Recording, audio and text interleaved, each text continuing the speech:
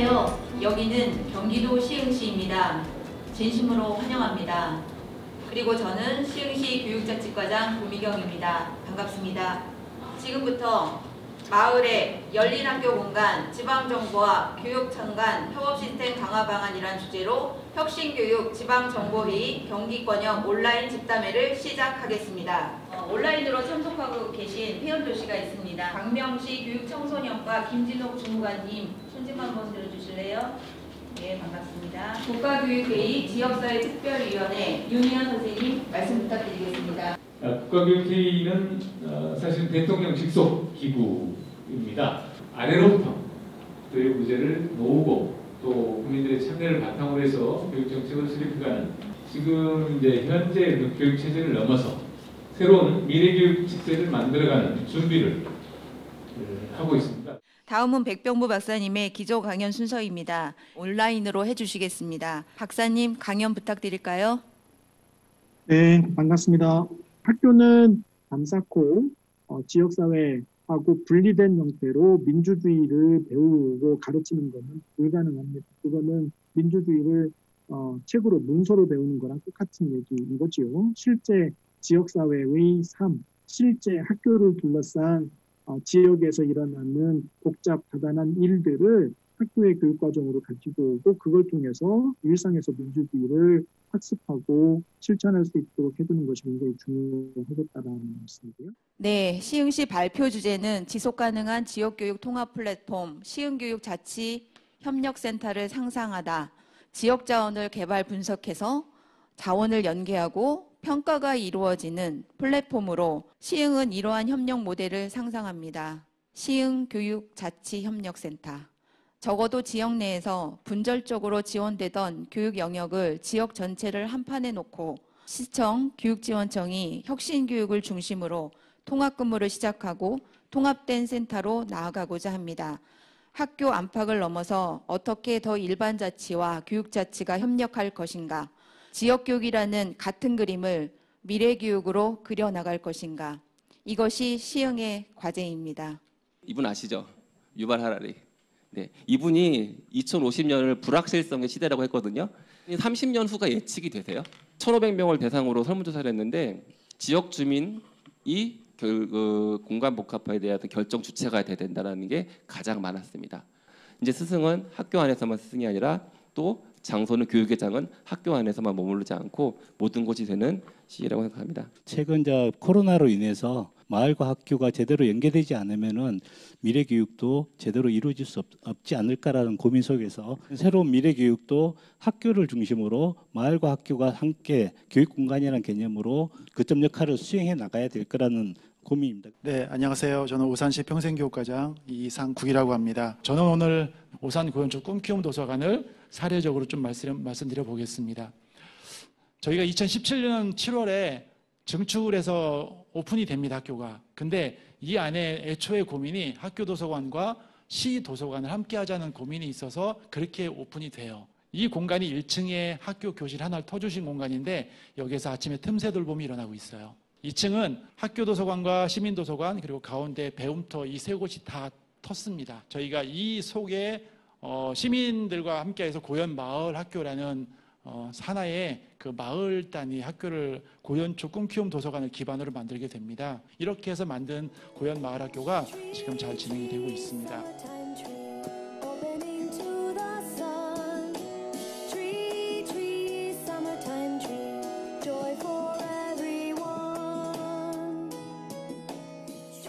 반갑습니다. 파주시청 교육지원과장 김윤정입니다. 사실 파주시는 올해 처음으로 혁신교육지구 사업을 추진하는 자치단체라서 새내기 입학생 수준이라고 말씀드릴 수 있습니다.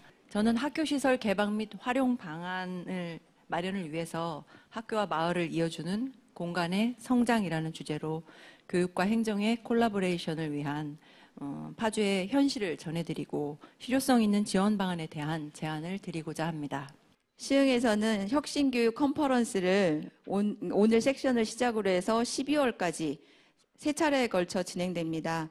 마칠 시간이 된 것 같습니다. 긴 시간 참여해 주시고 끝까지 시청해 주신 분들께 감사드립니다.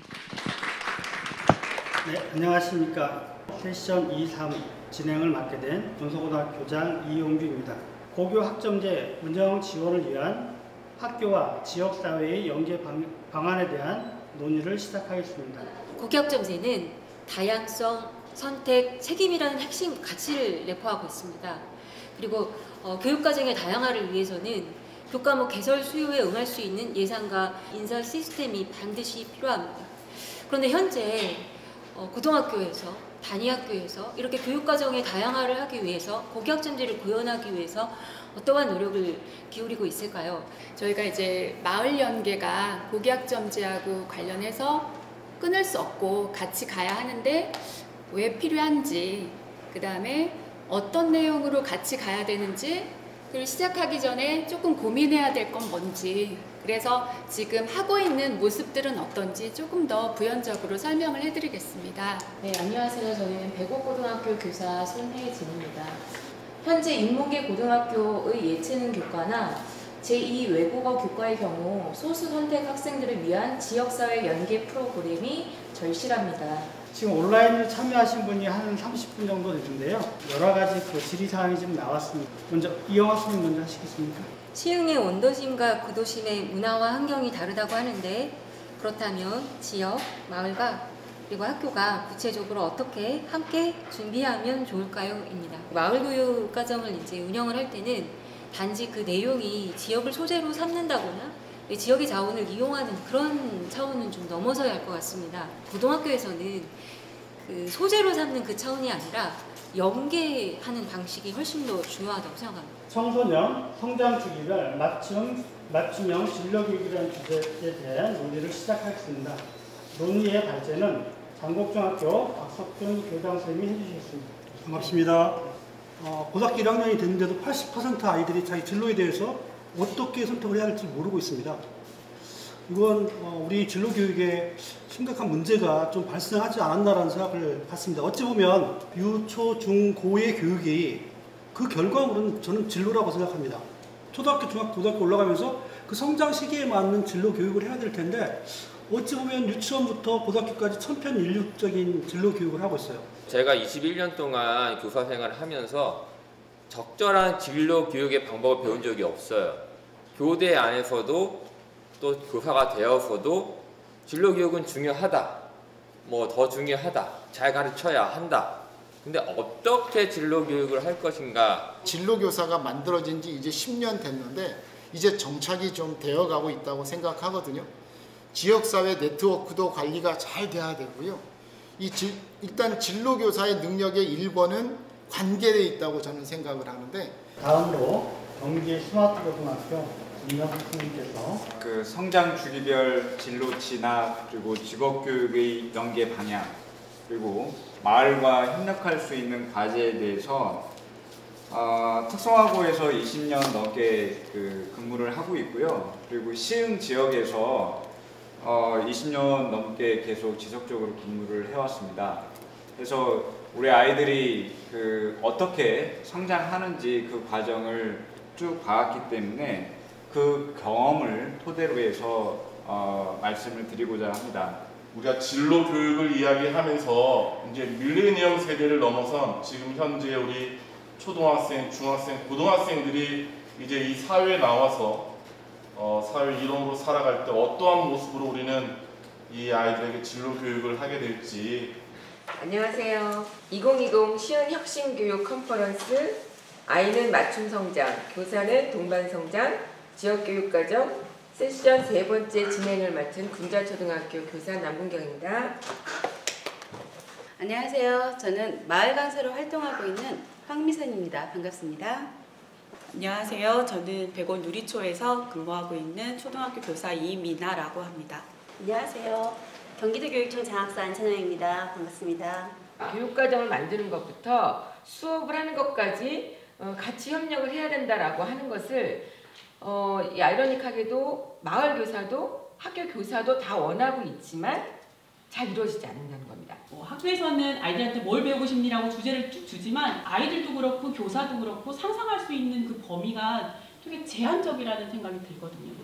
그리고 그 상상의 범위를 제한할 수밖에 없게 만든 건 학교의 문화이기도 하고요. 혁신교육지구 사업이 활성화되면서 주민들의 움직임이 그냥 일반 주부에서 뭔가 이름을 붙일 수 있는 그런 단계로 성장했다고 저는 생각합니다. 거기에 한 사람인 저도 있고요. 오늘 옳았던 게 내일은 틀렸을 수 있잖아요. 계속해서 반성하고 진화하려고 하는 이 시흥의 노력들, 이 방뿐 아니라 오늘 들어오면서 여러 방에서 이런 일들이 벌어지는 거 보면서 역시 시흥이다, 네, 이런 생각했고요.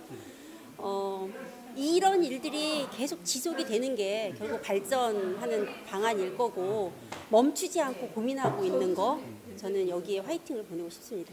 예, 안녕하십니까. 이번 토론회는 마을교육 자치에 대한 문제를 정면으로 다루는 그런 내용입니다. 교육 또는 자치와 관련된 분야의 얘기들이 상당히 모호하거나 구체적 실천 방안이 잘 보이지 않는 경우들이 많습니다. 오늘 우리가 토론을 마치고 났을 때는 그래서 누가, 왜, 무엇을 어떻게 하자는 것인지가 조금 정리되기를 기대하고 그렇게 노력하겠습니다. 저는 덴마크의 마을교육 공동체에 대한 이야기를 좀 드리려고 하는 정혜진이라고 합니다. 오덴세라고 하는 작은 지방자치정부의 사례를 말씀드리려고 합니다. 오덴세 지방자치정부의 로고와 이 그림인데요. 뜻은 함께 도약하자라는 뜻입니다. 덴마크 전체의 모든 지방자치체들이 아주 어린 아이들, 그러니까 0학년부터 3학년에 해당하는 아이들은 학교 안에서 모든 활동이 진행됩니다. 그래서 학교에 가기 전 아침 일찍도 돌봄이 이루어지고요. 학교가 끝난 후에도 그 학교 안에 있는 시설들을 이용하는데요. 이 청소년 학교가 이제 학교를 끝났을 때 청소년 아이들이 와서 이제 다양하게 참여하는 공간들인데요. 요거는 그리고 플러스 학교와 직접 연결해서 학교에서 이런 수업들을 우리가 좀 했으면 좋겠습니다라고 이곳에 연결을 하면 이들이 직접 들어가거나 아니면 학교에서 아이들을 데리고 이곳으로 나가서 다 기관들이 좀 마련되어 있거든요. 시설도 그렇고 이게 다 지자체에서 마련한 겁니다. 학교가 교사들을 양성하는 기관이 공식적으로 국가적인 차원에서 운영되고 있다는 건데요. 25세 이하의 청년들을 대상으로 하는 교육 과정인데요. 다양한 인턴십을 하는데 그 인턴십 기간 동안에도 똑같은 방식의 월급을 다 받을 수 있습니다. 그리고 마지막으로 이들이 가지고 있는 공통의 비전들은 기본적으로 학생이 중심이고 그 아이들이 어떻게 잘 성장하게 도울 건가, 그리고 어떻게 그 아이들의 삶의 질을 높여줄 건가에 모두가 다 포커싱을 하고 있다는 것이 가장 중요한 특징이라고 볼 수 있습니다. 아이랑 내용을 연결 지을 수 있는 고리로서 교사를 역할을 해야 되는데 이게 연결해주는 역할이 아니라 그냥 던져주는 역할만 계속 하고 있는 거예요. 마치 교사는 울타리처럼 이렇게 교육과정을 넘겨주는 역할을 하고 있다고 저는 생각을 해요. 그래서 그런 것들을 좀 깨는 그런 기회가 있어야지 된다고 생각을 합니다. 아직 넘어야 될 과제가 되게 많습니다. 주민 간의 협의와 소통이 활발하게 이루어진다 하더라도 여전히 교육청이 원하는 그림과 시청이 그리는 그림이 여전히 다른 문제가 있고요. 그동안 교육을 전담을 해왔던 교육청과 시청의 이런 소통의 문제들이 쉽지 않은 부분들이 있습니다. 그 역할을 하기 위해서 사실은 제가 이 컨퍼런스에 직접 참여하게 된 아마 시의원이 아닐까 싶은데요. 실제로 시청의 교육사업과 교육청의 교육사업이 이제는 통합되고 연계되기 위해서는 그만큼의 이제 일반 행정의 예산이 또 소요가 되고요. 그거를 또 심의하는 것이 지방의원인 만큼 이제는 도의원이나 일부 교육부를 관장하는 국회의원들한테만 맡길 것이 아니라 이제 기초의원서부터 지방의 지역의 교육 정책과 청소년 정책에 통합된 그런 관심을 가지고 이런 공론장에 많이 나와야 된다고 생각을 하고 있습니다. 한 아이를 키우기 위해서는 온 마을이 필요하다는 아프리카 속담이 있는데요. 그만큼 한 아이를 키우기 위해서는 지역의 모든 인적, 물적 지원이 잘 이루어져야 되고 관심과 사랑이 있어야지만이 한 아이를 온전하게 키울 수 있다고 합니다. 시흥시의 지금 돌봄 현황을 살펴보면 그 돌봄 지원을 받지 못하고 있는 아이들을 보면 7,735명, 약 77.1%가 되고 있습니다. 돌봄 수용률이 낮은 학교는 대부분 100곳을 포함한 정황지역에 많이 밀집되어 있고 소래지역이나 연성 목감 지역에서도 새로운 아파트가 건설되는 신설학교나 아파트가 밀집되어 있는 곳이라는 것을 우리가 알 수 있습니다. 시흥시청 아동보육과 온종일 돌봄 팀장 최윤정입니다. 제가 말씀드릴 주제는 돌봄 시간 연장을 위한 오후 돌봄과 지역 돌봄 간 연계 통합 운영 방안입니다. 초등돌봄 담당 장학사인 제가 속해 있는 과가 마을교육 공동체 정책과입니다. 학교에서 초등돌봄 교실을 운영하는 교육부, 청소년 방과후 아카데미를 운영하는 여성가족부 등 부처별로 흩어져 있는 돌봄 체계를 연계하고 협력하는 방안을 추진하고 있습니다. 제가 먼저 좀 질문을 좀 드릴게요.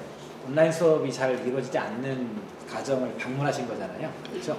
가정의 경제적 어려움이나 두세 가지 이상의 어렵고 복잡한 문제를 가지고 있는 가정은 무한돌봄센터에 의뢰를 해서 함께 사례관리적인 접근을 했고 긴급지원비를 지원한다는 형태로 갔습니다. 앞으로 이 돌봄 문제는 사실 학교나 지자체 혼자만으로 해결될 수 있는 문제가 아니기 때문에 충돌되는 이해 당사자들이 많아요. 그러니까 좀 더 이렇게 성숙된 협의를 통해서 그 법안이 돌봄 체계 시스템을 이렇게 받쳐줄 수 있는 근거가 될 수 있도록 하는 게 제일 우선이고, 그것만 잘 이루어지면 그 후부터는 한층 한층 쌓아가면서 우리나라도 좀 북유럽 같은 좋은 돌봄 시스템이 정착되지 않을까. 컨퍼런스 1차 실천 포럼 오늘 4일차입니다. 오늘은 마을과 학교가 공감하는 공감이라는 주제를 가지고 A8 세션과 A9 세션을 나눠서 진행하도록 하겠습니다. 미래 교육에서는 아마 온라인 수업이 확대될 수밖에 없는 구조였지만 코로나가 이것을 더 가속화시키고 실질의 가능성을 보여준 측면이 있지 않는가라는 생각이 듭니다. 청소년들의 다양한 활동, 에너지를 분출할 수 있는 활동들을 학교와 마을이 공간을 공유하면서 자원을 연계하는 것들이 필요하지 않는가라고 하는 생각입니다. 학교가 청소년지원센터 고희령 팀장님께서 말씀해 주시겠습니다. 마을 내 존재하는 다양한 직업군과 컨텐츠를 확보를 하고요. 이를 청소년과 연계하려는 노력, 청소년 시기를 또 경험한 성인들이 1대1이나 1대 다수 등의 다양한 형태의 멘토링 지원을 통해서 청소년과 연결되는 노력 등을 구체화해 볼 수도 있겠습니다. 학교는 학생 수 감소로 많은 시설이 동실화되고 있습니다. 이 현상은 원도심 학교일수록 심화되고 이러한 시설 관리를 하기 위한 비용과 인력도 갈수록 부족합니다. 가칭 시흥스쿨세어 시스템이 학교 복합화 공간의 미래에 대한 고민을 해결해줄 솔루션이 될 수 있을 것이라는 기대를 가져봅니다. 이 중앙정부 차원에서 이런 걸 하기 굉장히 어려워요. 예. 그런데 이렇게 만약에 교육지원청 그리고 여기 시흥시에서 이걸 하기로 마음 먹은 거는 굉장히 좋은 거고요. 요 단위라면 충분히 가능성이 있기 때문에 저는 굉장히 의미 있는 시도라고 보고 꼭 이 프로젝트가 성공됐으면 좋겠습니다. 학교의 학생 수는 자꾸 감소하고 또 우리 시민들, 마을 사람들은 자꾸 문화와 복지 목말라 하는데 학교 복합화 시설 이걸 같이 공유한다는 게 상당히 진일보한 일이라고 생각합니다. 실천적으로 어떤 작은 결실이라도 맺기 위해서 하는 거기 때문에 그냥 무조건 이상형이나 무조건 송사진을 펼치는 게 아니라 내년도에 시흥에서 어떤 거를 선도적으로 이끌어낼까 거기서 포커스를 두고 있기 때문에 어떤 방안이 됐던 작은 결실이 있지 않을까. 저희는 세션 10 포스트 코로나 시대 온라인 수업 플랫폼에 대해서 발표를 맡은 팀입니다. 저는 시흥 능북초 교사 김형태입니다. 제 오른쪽으로부터 소개를 해드리겠습니다. 토론자이시고요. 군자초 교사 김지현 선생님이십니다. 우토컬 초등학교 교사 이남희 선생님이십니다. 마을융합학교 총괄 담당자 박소영 주무관님이십니다. 오산시청 평생교육과 팀장 윤철 사무관님이십니다. 에듀테크 전문가 캐리스의 안경진 선생님이십니다. 그리고 그 옆에 군자초등학교 교사 김동욱 선생님이십니다. 저희가 가장 중요한 이슈였던 것들은 코로나와 같은 비대면 상황에서 어떻게 유연하게 학교 교육이 연결될 수 있을까가 사실은 중요한 이슈였고요. 시민으로 교육받던 분이 자신의 역량이 어느 정도 갖추어졌다고 판단되면 마을 교사로의 활동을 결정하게 되고 그다음 그 강사 인력풀에 스스로 노출되는 것을 선택할 수 있게 시스템을 구축하는 것입니다. 지역과 국가가 사실은 분리되면 안 되고요. 지역과 국가가 분명히 연결고리를 가지고 사실은 사용자는 하나거든요. 시흥시에 있는 어떤 초등학생은 국가 플랫폼도 이용하고 시흥의 플랫폼도 이용을 합니다. 그러면 두 가지가 연계되고 연결될 수 있는 차원으로 고민을 해야 될 것 같고 처음으로 학교가 멈추고 방역이 학습보다 앞에 나오는 상황이 됐었고 그동안 우리가 혁신지구 사업이라고 하면서 이야기했던 것들이 처음으로 다 멈췄었거든요. 그러니까 이런 것들이 앞으로 계속해서 코로나와 다른 전염병들과 함께 살아갈 텐데 그거에 대해서 유연하게 대응할 수 있는 것들을 지금 만들어 놓지 않으면 우리는 계속 제2, 제3의 코로나가 왔을 때 학교는 멈출 수밖에 없는 상황인 거죠. 그래서 그럼 과연 이거를 어떻게 만들어 갈 건지 로드맵을 길게 보고 중장기 계획을 세워야죠. 내년이 기대되는 학교의 선생님으로서 내년에 학생들과 무엇인가 같이 할 때 뭔가 기대되는 자리였습니다. 어느새 가을이 왔다고 생각했는데 거리엔 벌써 빨갛고 노란 나뭇잎들이 흩날리고 있습니다. 지금 학교 현장에서는 혁신 교육을 넘어 미래 교육으로 가기 위한 교육과정이 준비되고 있습니다. 학교 행정실에서도 예산 시스템 등 운영 부분에 대해서 현황과 문제점을 고민해보고 개선 방안에 대해서 연구를 하게 되었습니다. 마을 교사풀 내실화 방안에 대해 준비해온 자료를 보며 말씀드리겠습니다.